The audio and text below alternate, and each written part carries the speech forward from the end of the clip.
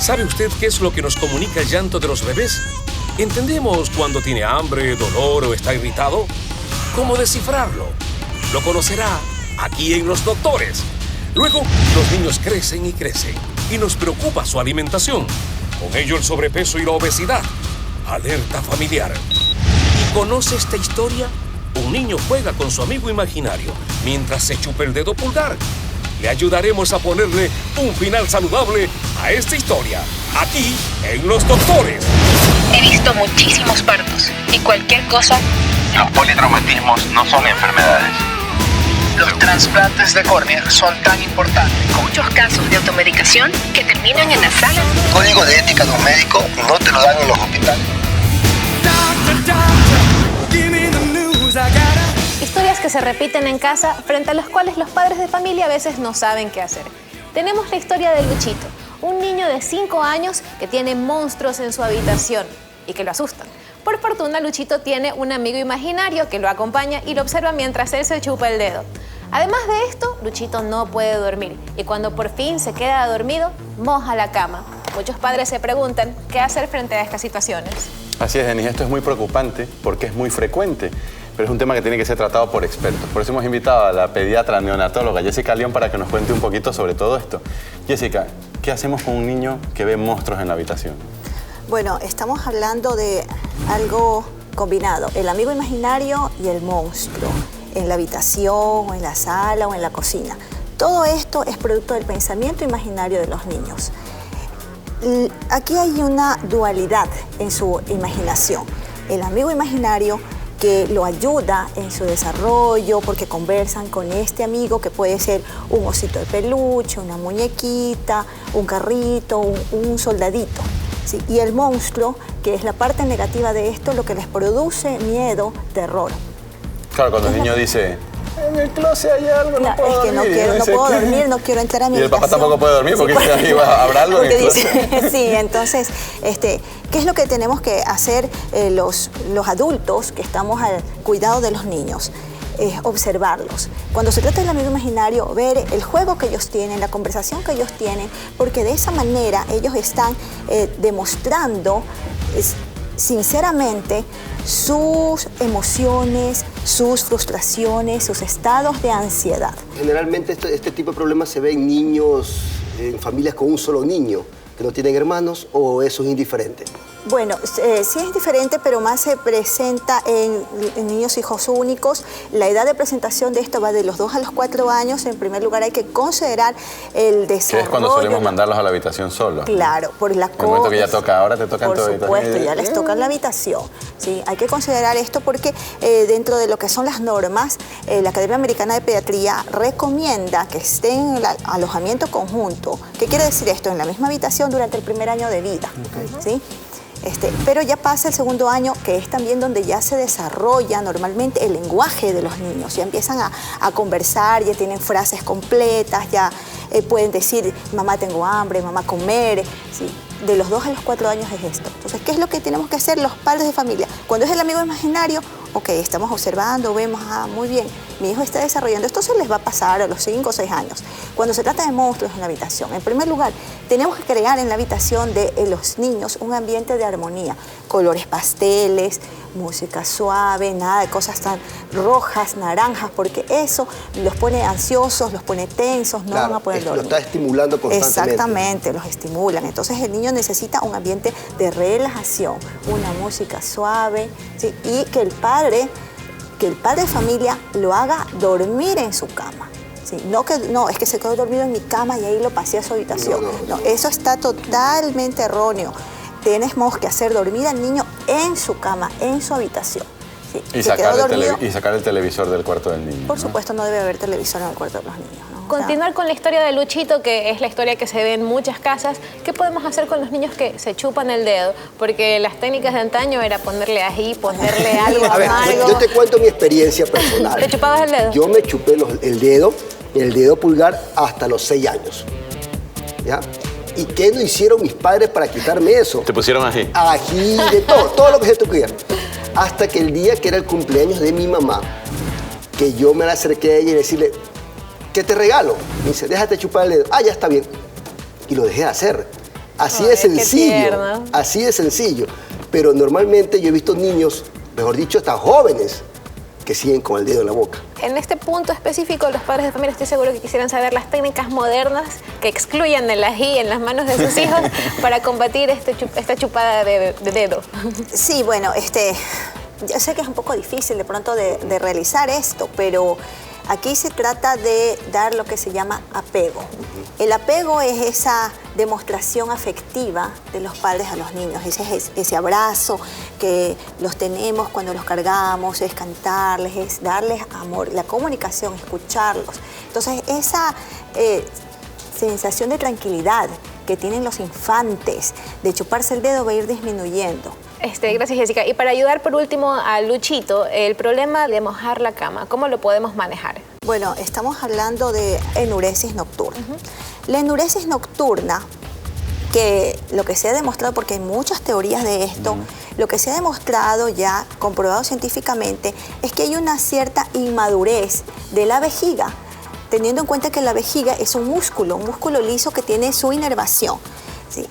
Cuando neurológicamente no hay una adecuada maduración de este músculo se relaja, porque se contrae y se relaja.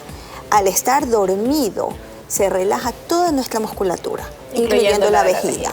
Entonces, incluyendo los anillos voluntarios. Exactamente. Entonces, ¿qué pasa? El niño moja la cama. ¿Sí? Esto se va madurando con los años. Incluso se considera en algunos casos la maduración neurológica de la vejiga a los 12 o 14 años. Otra cosa que se puede hacer de forma más sencilla para tratar de controlar estas mojadas de los colchones es que el niño vaya al baño, usted acompáñelo y verifique que de verdad vacíe la vejiga, despertarlo tal vez a la mitad del sueño para que vuelva a vaciarla y despertarlo también temprano en la mañana. Aunque le estamos interrumpiendo el sueño, de esta forma vamos a tratar de enseñarle a él un control de sus esfínteres para que no moje la cama. Si ustedes se dan cuenta, amigos, todas las recomendaciones que nos ha dado Jessica han estado basadas en el amor de los padres a sus hijos. Siempre tratar de buscar la solución de estos problemas en el cariño que tenemos por nuestros nenes. Te agradecemos muchísimo, Jessica, por habernos acompañado y ustedes no se muevan porque volvemos con más de Los Doctores.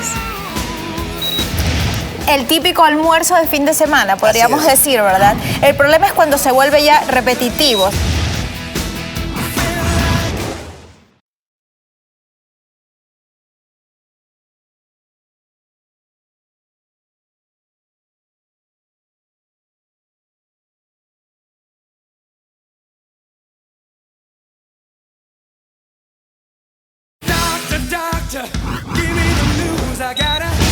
Vamos a hablar ahora de un tema muy importante y que se observa con mucha más frecuencia en la actualidad debido a los cambios en el estilo de vida, la obesidad infantil. Pero primero tenemos que definir qué es la obesidad. La obesidad en términos generales es un aumento de peso, aumento de la grasa corporal. Pero cuando pasamos de una alimentación normal a una excesiva que predisponga a esta obesidad. Para eso tenemos a la nutricionista infantil Jessica Orellana que nos va a ayudar. Jessica, bienvenida. Muchas gracias, doctor. Bueno, en niños, hablando en cuanto a obesidad infantil, tenemos una manera determinada de poder valorar esto, que es por medio de los patrones de crecimiento. Los más adecuados y los que abarcan más tipos de población son los de la OMS, de la Organización Mundial de la Salud. Estos los podemos dividir en dos grupos que hacen que sea más sensible esta determinación de sobrepeso u obesidad. En niños recién nacidos a 5 años y de 5 años hasta los adolescentes de 19. Es un poco difícil determinar esta situación, ya sea de sobrepeso o obesidad, en estas edades, ya que su cuerpo está en constante cambio, ocasionado pues, por el crecimiento normal de esta edad. Claro, que ese es un término muy importante porque como están en fase de crecimiento, muchas veces no medimos la cantidad de alimentación que le podemos dar. Como está creciendo, tenemos que darle más alimentos, pero ¿en qué momento nos pasamos de la raya? Exactamente, y eso hay que recalcar. La obesidad infantil y el sobrepeso se debe a un desequilibrio en la ingesta y el gasto calórico. Pero la audiencia quiere saber cuáles son las causas. Jessica. Las causas principales son dos en realidad, ¿no? Y todas están juntas y van de la mano al hecho de que cada día vivimos una vida mucho más ajetreada.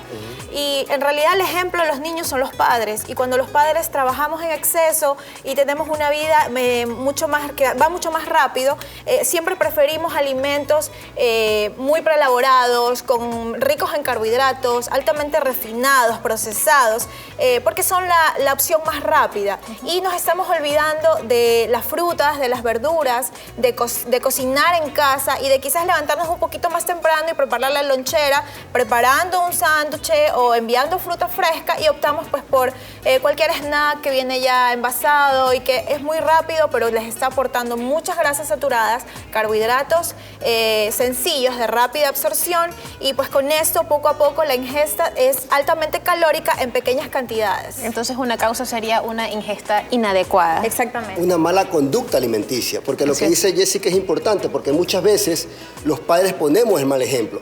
Comidas copiosas, tenemos un niño con un poco de sobrepeso en la casa, queremos imponer una dieta cuando nosotros estamos comiendo comida rica en carbohidratos. Exactamente, y es que es muy frecuente que si no se ve al niño gordito, se piensa, ay, el niño está enfermo, está muy flaco, hay que engordar al niño, que coma, y con tal de que esté gordo, pero no nos medimos con qué lo alimentamos. Y ahora que estamos hablando de obesidad, quisiera hablar sobre la repercusión que tiene la obesidad sobre nuestro cuerpo, seamos niños o no. Entonces, para esto, vamos a utilizar el siguiente gráfico. Vamos a hablar sobre la función del páncreas en nuestro cuerpo.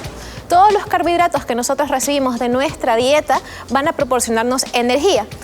El páncreas se encuentra detrás del estómago, como podemos observar, es un órgano rosadito que se encarga de producir insulina.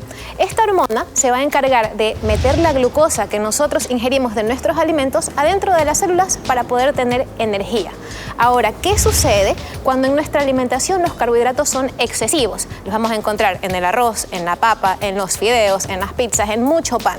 Pues el páncreas ya va a tener que hacer un sobreesfuerzo para producir una suficiente cantidad de insulina para que esta glucosa entre a las células. La consecuencia de este trabajo excesivo del páncreas va a ser que éste pierda su función, que pierda la capacidad de producir la suficiente cantidad de insulina que necesitamos con el tiempo.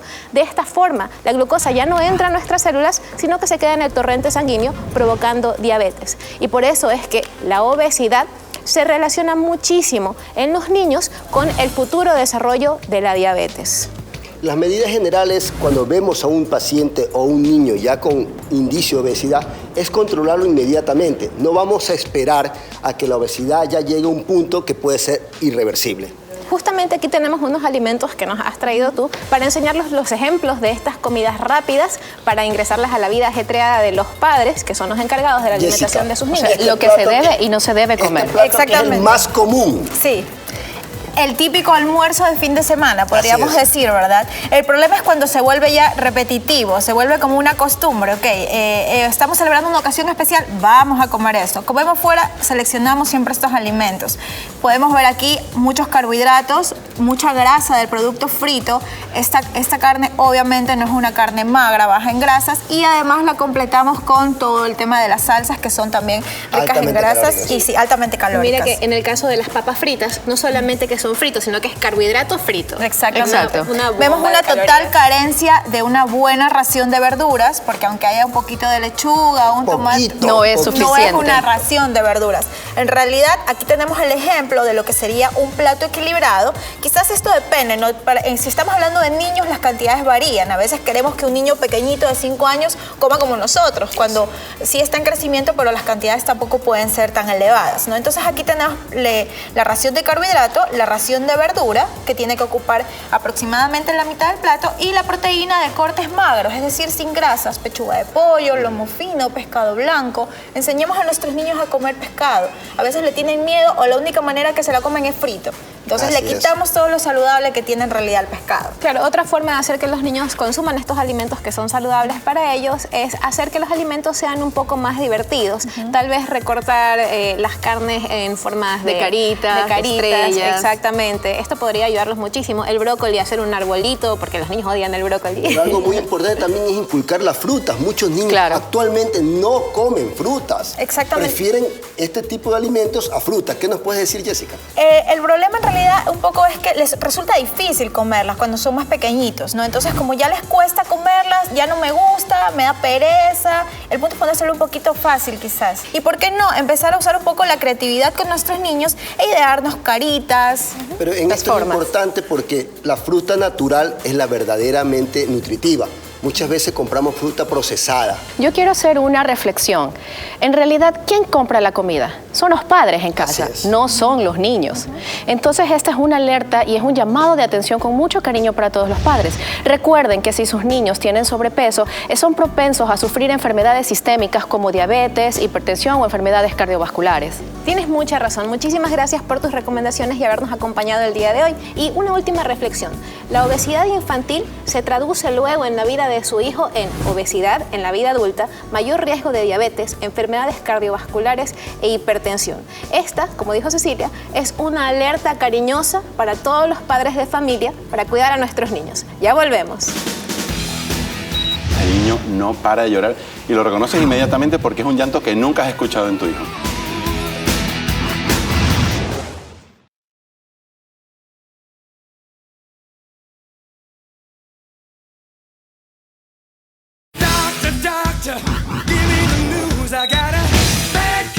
¿Qué es lo que nos dice el llanto de un bebé? Cuando su bebé llora, usted trata de satisfacer todas sus necesidades. El llanto de su bebé y su respuesta a este llanto es el primer paso en la comunicación madre e hijo. Pero ¿cómo reconocer qué significa? Pero fíjate, Denise, que se han realizado muchos estudios en lo que se conoce como la curva del llanto del bebé. Este tiene un inicio entre la segunda y la tercera semana de nacimiento del bebé, con un pico entre la sexta y la octava, y ahí declina entre la 12ª semana aproximadamente. El llanto es muy importante, para eso hemos invitado a María Emilia y a Cristian. ¿Sabes qué? Eso te iba a decir, te veo muy bien acompañado. Somos amigos. Te luce. Pero Cristian no llora, es muy bueno. Pero los niños lloran y eso nos da mucha información. Lo que pasa es que al principio no sabemos diferenciar o no sabemos por qué llora el niño, sobre todo con el primero, ¿no? Acá va a ser la demostración, parece. Cristian es el segundo y con él es un poco más fácil. Sí, es un poco más fácil reconocer el tipo de llanto que tiene. Con el primero estamos perdidos, ¿no? No viene con manual de instrucciones y cuando llora siempre pensamos, ¿qué le pasará? Cristian. Pero con él, ¿qué has notado tú? O sea, con él, como es el segundo, estaba un poco más tranquila. Entonces no me alteró tanto y ya sé reconocer cuando llora por hambre, si algo le duele. Simplemente está como ahorita que quiere hacer algo y no lo dejamos, entonces es un llanto de que déjame hacer lo que yo quiero. Son cosas así que poco a poco vas reconociendo su lenguaje. Normalmente pensarías con el primero, ay, seguro que se echó caca, seguro que tiene hambre, le revisarías 1000 cosas antes de pensar, simplemente lo que quiere es jugar y no lo estoy dejando, pues, ¿no? Pero varios estudios han indicado que sobre los llantos, mientras más aumente la intensidad y el tono y la frecuencia de los mismos, es cuando tenemos que más prestar atención de que puede relacionarse con algo grave. Pero ahora vamos a mencionar diferentes tipos de llantos para las situaciones más frecuentes. Así es, tenemos diferentes tipos de llantos. Como hablábamos con María Emilia hace un rato, tenemos el llanto indeciso. ¿Qué es el llanto indeciso? El llanto indeciso suele ser el llanto de hambre, ¿no? Es un poco indeciso, él no está claramente llorando a un tono muy fuerte, constante, sino que es un llanto como que va increciendo, ¿no? Él cada vez tiene más hambre, cada vez llora un poquito más si no le satisfacemos su necesidad, que en ese momento es especialmente de comida. Claro, este va a empezar como un quejido y si no se responde, si no sabe la mamita todavía reconocer que el nene tiene hambre, pues va a ir aumentando hasta dame de comer. Exacto, ya es un grito, claro. Tengo hambre. Y es por eso que ese llanto se denomina indeciso. Pero vamos a escuchar este llanto indeciso. Escuchemos bien cómo se caracteriza.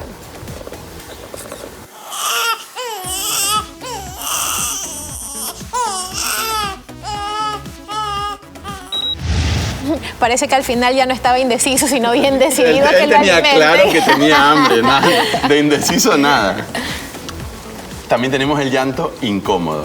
El incómodo es cuando está sucio el pañal, cuando tiene algún gasecito que no le hemos sacado después de la comida. Ese llanto es más continuo, con más intensidad. No es tan increciendo como el del hambre porque el niño no está con hambre. Tiene un problema que lo tiene inmediatamente, lo está sufriendo en ese momento, entonces es un llanto muy continuo y muy intenso.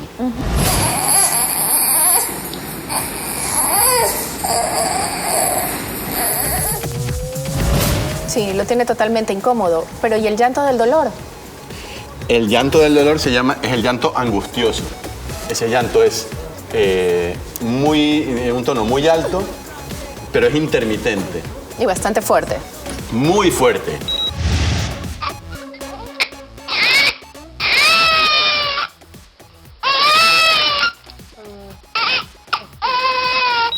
Porque al niño le duele y él intenta transmitir ese dolor para que nosotros le hagamos caso. Entonces, pero claro, no está doliendo todo el tiempo.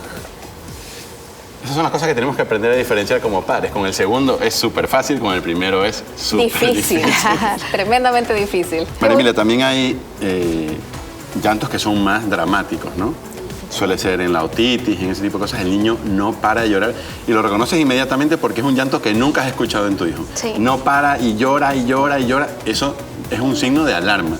Eso nos indica que tenemos que ir a un profesional que nos diga qué está pasando, al hospital, a la emergencia, donde sea, porque sí que hay enfermedades que son más típicas y le producen un llanto irritante completamente y que tú normalmente no has escuchado. En esos casos sí que es verdad que deberíamos acudir a un centro de emergencia o al pediatra para que lo valore. Y sabes que no solamente el llanto que cambia cuando ya se presenta algo patológico, algo que no es normal, una enfermedad, sino también el comportamiento del niño. Te pongo un caso de mi hijo. Él, a partir del mes y medio, dormía toda la noche. Y recuerdo la primera vez que se despertó, que justamente yo estaba en exámenes en la universidad, se despertó como a las 3 de la mañana y yo fui, ¿qué pasó? Y lo estuve paseando, pero seguía llora y llora. Que no se consuela con nada. Exactamente. Exacto. Pero yo, madre primeriza, le dije, ¿por qué no deja que duerma la mamita? Tiene que dejar que duerma la mamita. ¿Y qué hace mi niño? Vomita. Me sentí tan culpable, tan culpable. Yo, mi pobre hijo, no es que me quería tener despierta, sino que él se sentía mal, él estaba enfermo. Es que es la única forma en que ellos manifiestan su incomodidad, dolor. Exactamente. Ajá, entonces ahí fue que yo aprendí, no solamente el llanto diferente, sino también un cambio en su comportamiento. Eso es indicativo de que algo está pasando y es cuando tenemos que ir a buscar ayuda. O sea, todo consejo es válido, ¿no? Pero la experiencia es la que te enseña, definitivamente. Sobre todo la experiencia. Mira cómo es un segundo bebé. Claro. O sea, con el primero nos podemos volver locos, pero ya verás que el segundo le va a salir mejor. Y si no, me lo trae a mí, que yo lo tranquilizo enseguida. Exactamente. Así que ya sabes, María Emilia, si tienes alguna duda con el llanto de tu bebé o no lo puedes solucionar, lo llamas tranquilamente a Rafael para tener este resultado tan hermoso que vemos. Gracias. Eso es la experiencia. Así es, porque aquí en Los Doctores no solamente vamos a hablar de cómo mantener una buena salud, sino también para tener una buena calidad de vida. Los doctores recuerdan cariñosamente que los niños dejan de chuparse el dedo a los 3 o 6 años. Así que póngalos a dibujar para reducir el tiempo de los dedos desocupados. Y con el amigo imaginario, vea a su hijo como un niño con buena imaginación, converse con él. Y para cuando tiene que dormir, es a dormir. Por lo tanto, no televisor en el dormitorio y no ceda al drama. Esta ha sido una historia con un final feliz, contada por los doctores, un show para sentirse bien.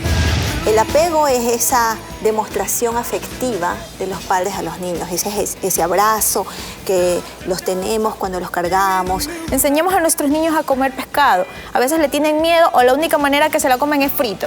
No para y llora y llora y llora. Eso es un signo de alarma. Eso nos indica que tenemos que ir a un profesional